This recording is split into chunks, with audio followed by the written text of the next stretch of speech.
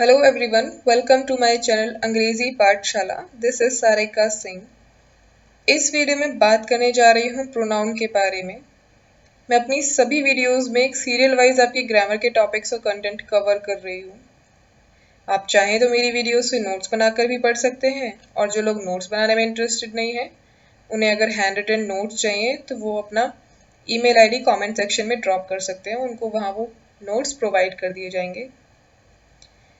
Video शुरू करने से पहले मैं एक रिक्वेस्ट करना चाहती हूँ आप सभी से, प्लीज़ इस चैनल को सब्सक्राइब करें ताकि आपके एग्ज़ाम्स में ये आपके लिए हेल्पफुल रहे. जो भी आपको कंटेंट मिल रहा है वो आपके टीचिंग एग्ज़ाम्स के लिए बहुत ज़्यादा यूज़फुल है. सो प्लीज़ इस चैनल को सब्सक्राइब करें, वीडियोस को लाइक करें, कमेंट करें.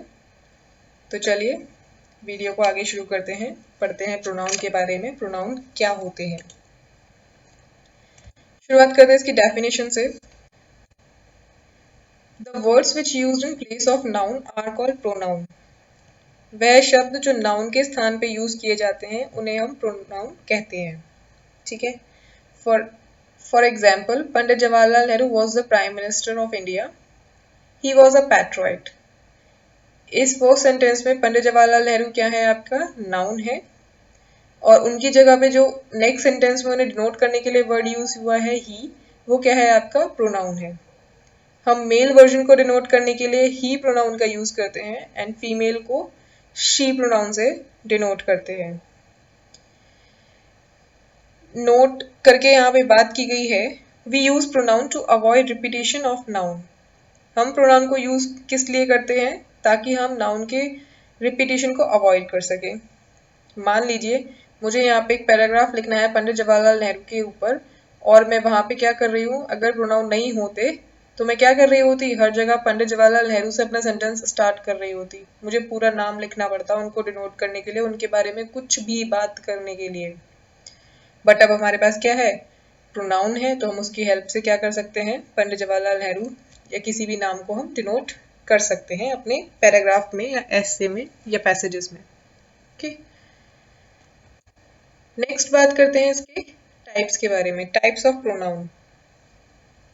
9 टाइप्स के हम प्रोनाउन यहाँ पढ़ेंगे.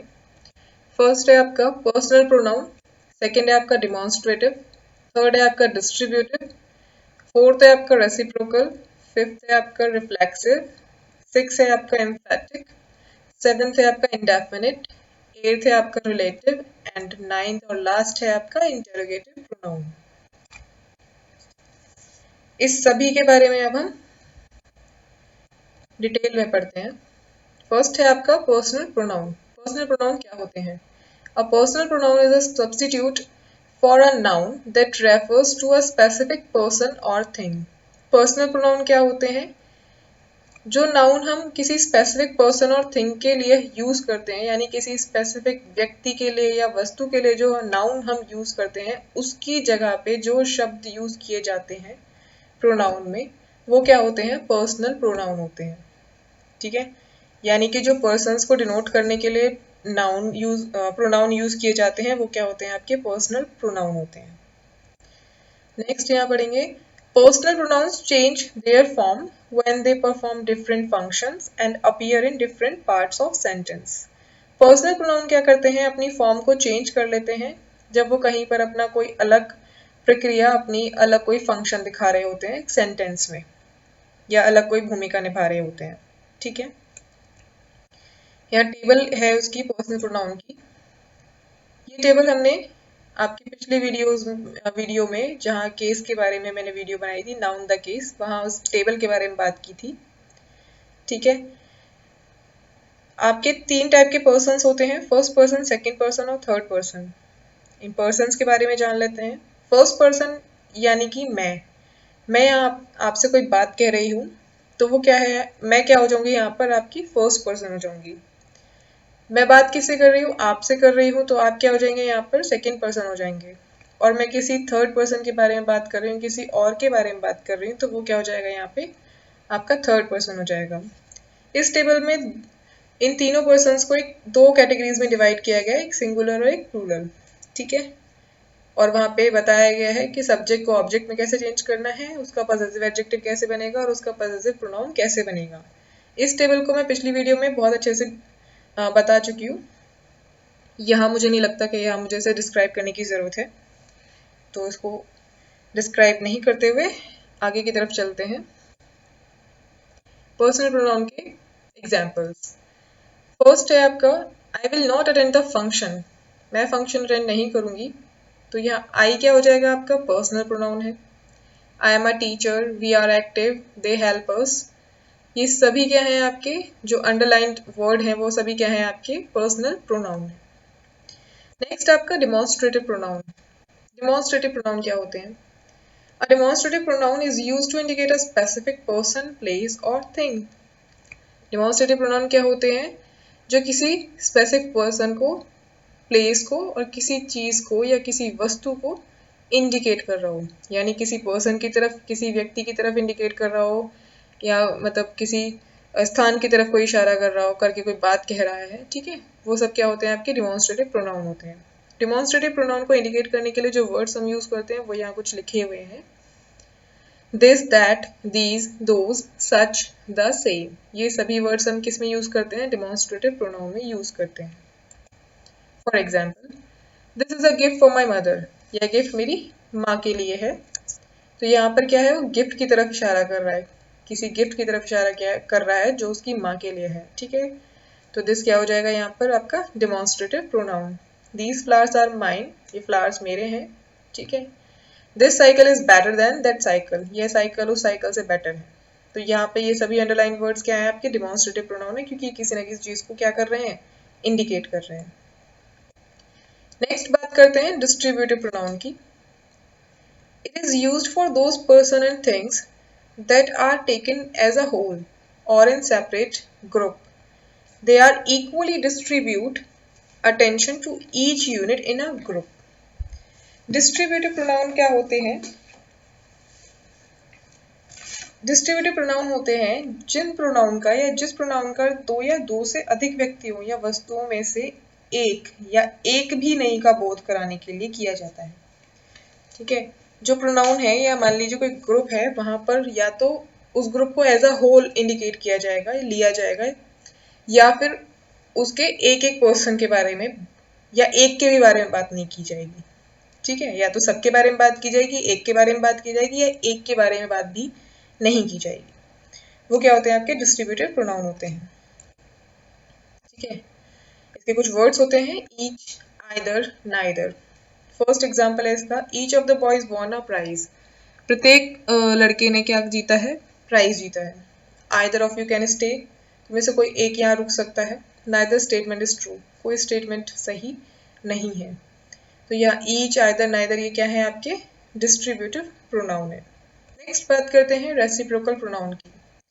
Reciprocal pronoun is used when two or more nouns subject are reciprocating to each other or one another in some action. Next line बढ़ते हैं। A reciprocal pronoun is used if two or more subjects act in a same manner towards each other or one another. Reciprocal का मतलब क्या होता है? जहाँ पे दो या दो से ज्यादा सब्जेक्ट एक दूसरे के प्रति एक जैसा एक्ट कर रहे हैं, ठीक है। एक दूसरे के प्रति कैसा एक्ट कर रहे हैं? एक जैसा एक्ट कर रहे हैं। इसके कुछ वर्ड्स हैं ईच अदर, वन अनदर। कुछ एग्जांपल्स देखते हैं।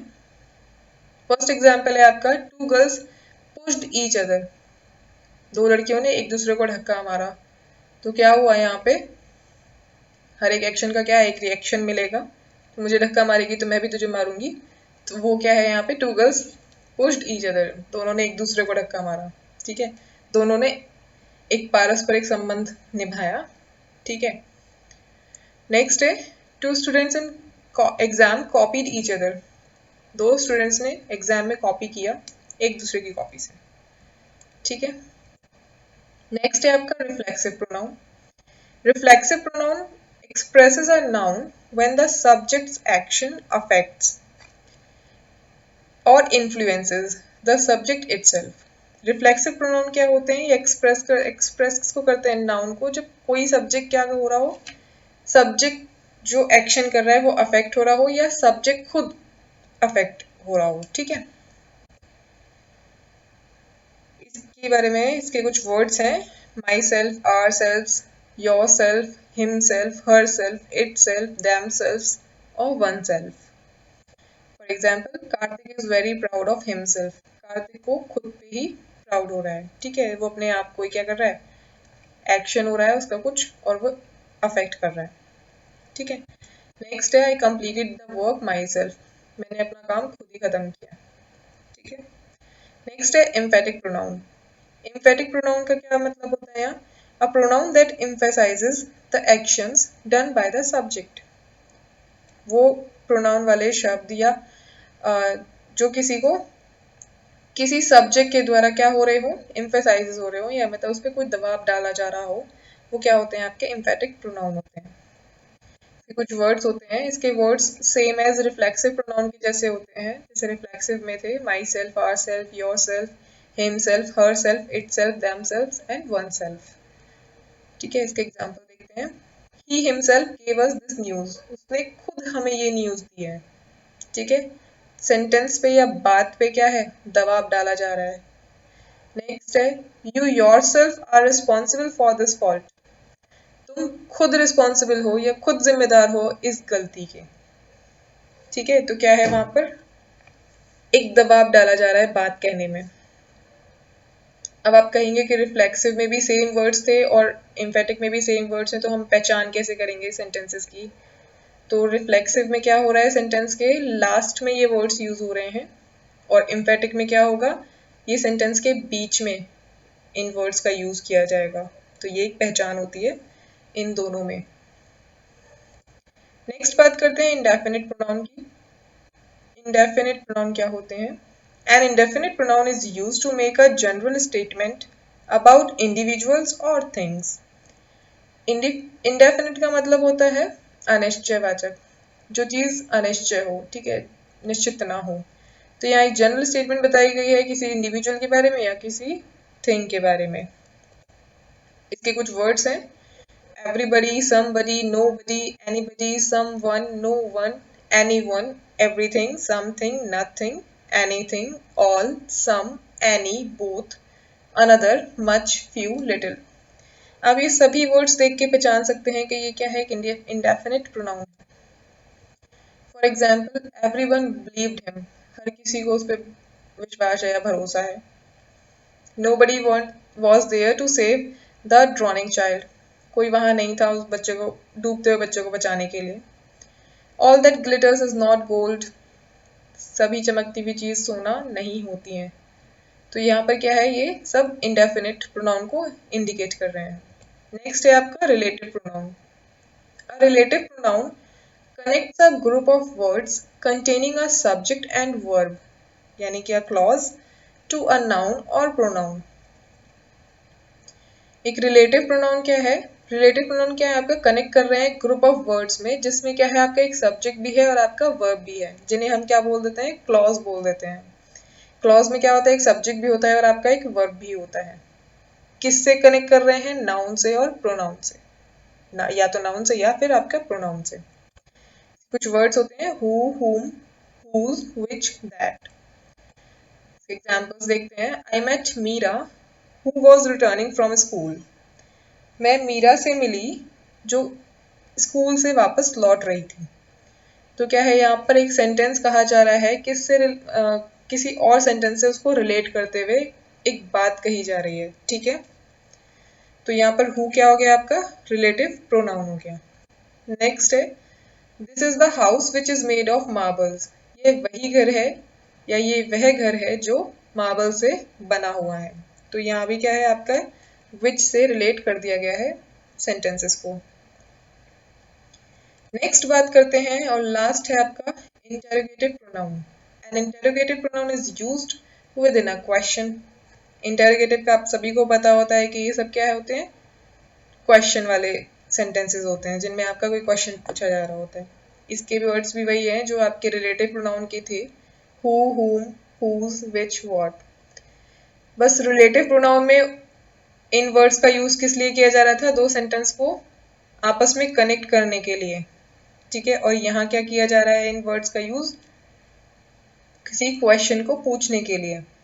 इसकी पहचान यही है, या फिर एक पहचान ये है कि रिलेटिव में इन सभी वर्ड्स का यूज़ कहाँ होगा, सेंटेंस के बीच में होगा, और इंटेरोगेटिव में इन सभी वर्ड्स का यूज़ कहाँ होगा, सेंटेंस के शुरू में होगा, और किसी क्वेश्चन को पूछने के लिए होगा, और लास्ट में क्वेश्चन मार्क तो लगा ही होगा। ये इंटेरोगेटिव की सबसे बड़ी पहचान होती है। ठीक है, प्रोनाउन में इतना ही। आई होप आपको वीडियो समझ में आया होगा। अगर किसी को कोई प्रॉब्लम है तो वो कमेंट सेक्शन में पूछ सकता है। प्लीज़ इस चैनल को सब्सक्राइब करना ना भूलें। चैनल का नाम अंग्रेजी पाठशाला ग्रामर ट्रिक्स आप सभी को याद रहेगा। Thank you. Please like, comment and subscribe my channel. Thank you for hearing and watching me.